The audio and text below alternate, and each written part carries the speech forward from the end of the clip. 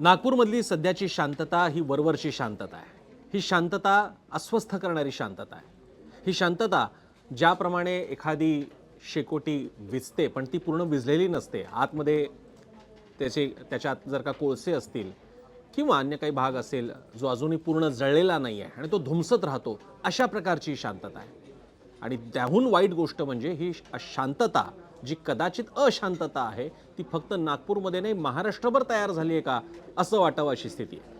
नमस्कार, मी प्रसन्न जोशी. आपण पाहताय माझा मुद्दा ABP माझावर. नागपूरमध्ये जे सगळं झालेलं आहे त्याचा पहिला कोण आहे छत्रपती संभाजीनगर आणि तिथे खुलताबाद इथं असणारी औरंगजेबाची कबर.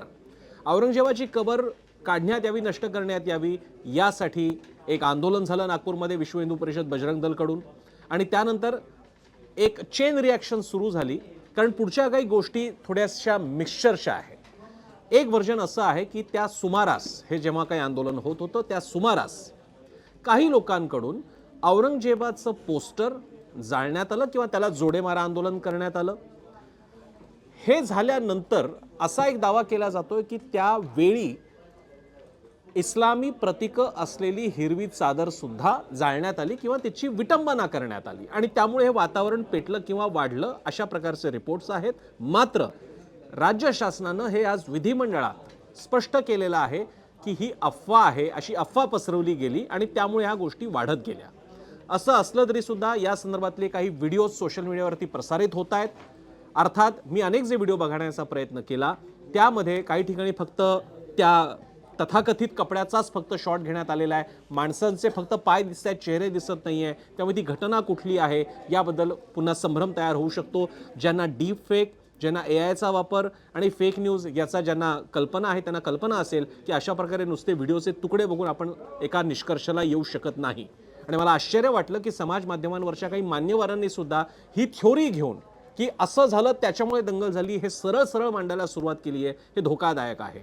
असं करून आपण एकतर खोटी माहिती पसरवू शकता किंवा आहे ते वातावरण आणखी चिघळवू शकता. त्यामुळे यापासून आपण टाळलं गेलं पाहिजे. मात्र हे वर्जन आहे हे सांगितलं जातंय, हे मात्र मी आपल्याला इथे सांगू इच्छितो. जे अजून हे वर्जन की अशा प्रकारे घटना घडल्यामुळे पुढे चेन रिॲक्शन झाली हे अजून समोर आलेलं नाही आहे. मग समोर काय झालं?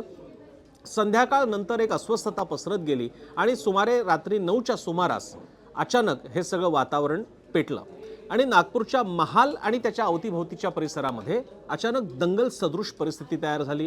पुढे काय झालं ते आपण टीव्हीवरती पाहिलेलं आहे, आज वृत्तपत्रांमध्ये वाचलेलं असेल. दगडफेक झाली, जाळपोळ झाली, घरांवरती काही दगडफेक सुद्धा झालेली आहे. पोलिसांवरती सुद्धा हल्ले करण्याचा प्रयत्न झाला. एका पोलिसावरती तर कुऱ्हाडीने वार करण्याचाही प्रयत्न झाला, ज्याच्यात ती व्यक्ती जखमी झालेली आहे. उपचार सुरू आहेत त्यांच्यावर. आणि हे सगळं झाल्यानंतर पोलिसांनी सगळी परिस्थिती नियंत्रणाखाली आणलेली आहे आणि नागपूरमध्ये सध्या शांतता आहे. पण मी म्हणालो तसंच ती अशांतता आहे. आणि यानंतरचा मुद्दा महत्त्वाचा आहे की महाराष्ट्र आता पुढे कुठे जाणार आहे. नागपूरचा तर मुद्दा आहेच.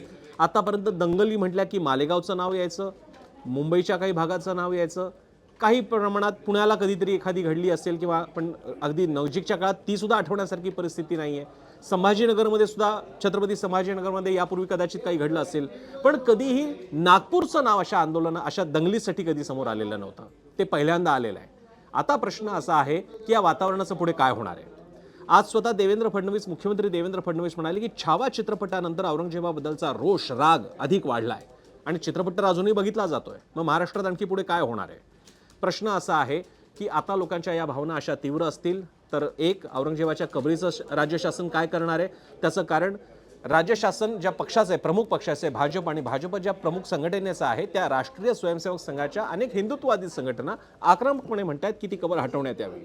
मग एक तर त्यांना सांगण्यात येणार आहे की सध्या तरी थांबा आणि राज्य शासनाला विचार करू द्या, हा एक मुद्दा महत्त्वाचा असणार आहे. त्या दृष्टीने विश्व हिंदू परिषद किंवा बजरंग दलाला राज्य शासन काय निर्देश देणार हे बघावं लागेल. राज्य शासन म्हणून आणि भाजपच्या परिवारातल्या बंधू संघटना म्हणून काय संदेश देणार हे बघावं लागेल, कारण त्यांची आंदोलनं सुरू आहेत.